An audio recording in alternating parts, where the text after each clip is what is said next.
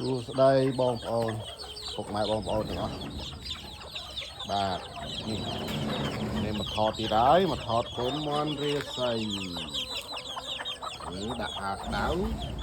វាជារដូវត្រជាក់អាក្តៅដើម្បីបានវីតាមីន D ហើយនេះមានមេដែលថាបានកូនចម្លែកណាមន់រាសីប៉ុន្តែកូនវាបដើកូនមង្គលកោថ្មាបាទ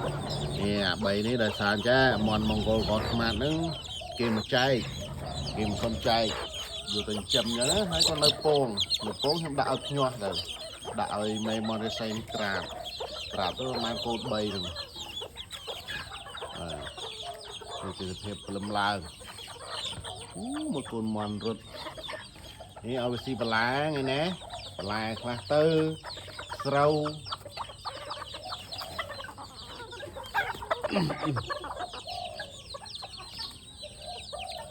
នេះរៀងដូចចង់ទុំអី